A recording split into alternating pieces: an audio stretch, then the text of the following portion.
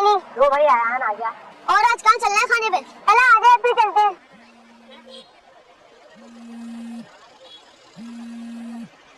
आयान किसके कॉल है? अम्मी की है यार।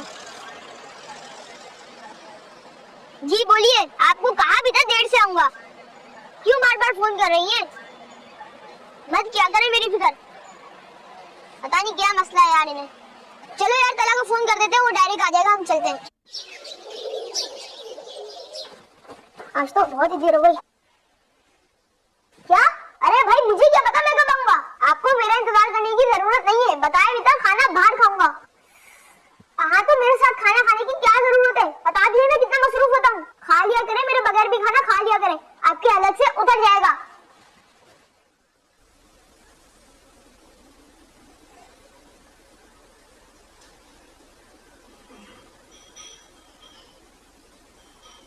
बस काम से गया था। कहाँ गया था? आपको क्या बनना है?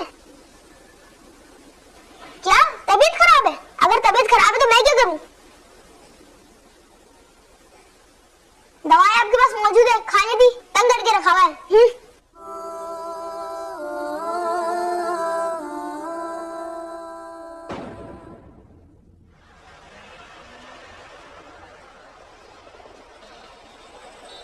यार आज जो हमारी डील थी और कल फाइनल करते हैं, सही है? क्योंकि आज थोड़ा मसरूफ हो गया हूँ। बस तुम चेक तैयार रखना। यार यार आपके अम्मी का इंतकाल का सुन के बड़ा अफसोस है। हाँ यार क्या करें, बस अल्लाह को मंजूर था। अब जाए अंदर। अरे ताया अबू, बेटा ये खत तुम्हारी अम्मी ने तुम्हारी बड़ी अम्मी को दिया था, ये पढ़ लो, लाजमी पढ़ लेना। बेटा तुम अभी पढ़ लेना। ना दुखा कभी भी दिल ना दुखाना कभी भी। बेटा उम्मीद करती हूँ अब तुम पुरसुकून हो गए, क्योंकि तुम्हारी माँ अब इस दुनिया में नहीं है। बेटा मुझे तुम्हारे पैसे नहीं, तुम्हारा वक्त चाहिए था। तुम्हारी जुदाई ने मुझे बीमार कर दिया था। बेटा मेरी बीमारी का इलाज दवाइयों में नहीं था, तुम्हारे मोहब्बत भरे दो जुमले ही मेरी बीमारी के इलाज के लिए काफी थे।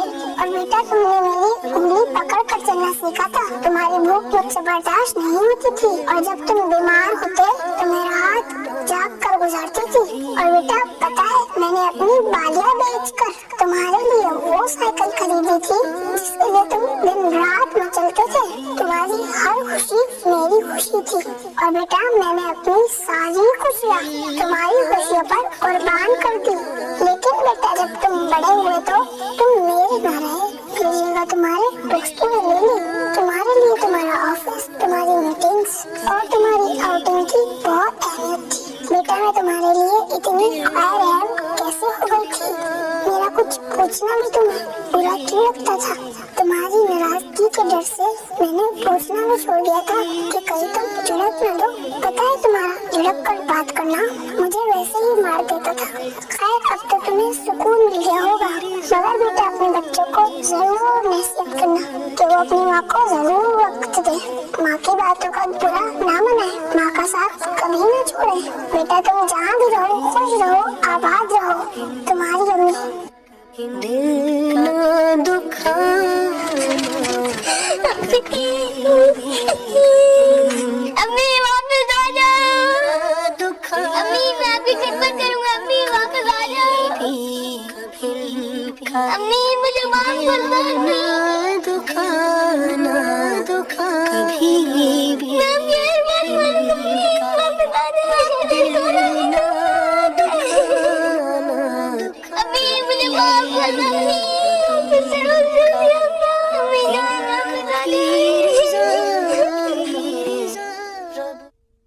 प्यारे प्यारे इस्लामी भाइयों, माँ और वालिद ये ऐसी नेमत है जिसकी कदर कर लीजिए। खुदा की कसम अगर ये चले गए, पूछो उनसे जिनके माँ बाप चले गए, आज उनसे मिलने के लिए कब्रिस्तान में जाना पड़ता है, आज उनसे बात करने के लिए उनकी कब्र पर जाना पड़ता है। बाज लोग अपने माँ बाप की कदर नहीं करते, उनको वक्त नहीं देते। माँ पुकारती है तो कहते हैं मुझे दोस्तों के पास जाना है, वालिद कहता है मुझे वक्त दो तो कहते हैं मेरे पास टाइम नहीं है। ऐसा ना करें। ये वो हस्तियां हैं कि जिनको मोहब्बत से एक बार देख लें तो हज मकबूल का सवाब है। हमारे पास सबके लिए टाइम है, हमारे माँ बाप के लिए टाइम नहीं है। वो रात जागते हैं कि हम तब घर वापस आएंगे, मगर हमें फिक्र नहीं कि हम उनकी नींद का ख्याल करें और उनकी बात माने। यकीन जानिए, हदीस में मजमून मिलता है, जिससे उसके वालिदैन राजी उससे उसका रब राजी, जिससे उसके वालिदैन नाराज उससे उसका रब नाराज। अभी ये पाक से एक बार सवाल किया गया, हुजूर हमारे सबसे ज्यादा हुस्न अखलाक का हकदार कौन है? आका ने फरमाया तेरी माँ। अर्ज किया हुजूर उसके बाद कौन? फरमाया तेरी माँ। हुजूर उसके बाद? फिर इरशाद फरमाया तेरी माँ, और उसके बाद फरमाया तेरा वालिद। हम सब के लिए मोहब्बत बिखेर रहे हैं, हमारे कस्टमर हो, हमारे दोस्त हो, हमारे और फ्रेंड्स हो, सबके लिए टाइम है, मगर शायद बहुत सारे वो लोग हैं जो माँ बाप को वक्त नहीं देते।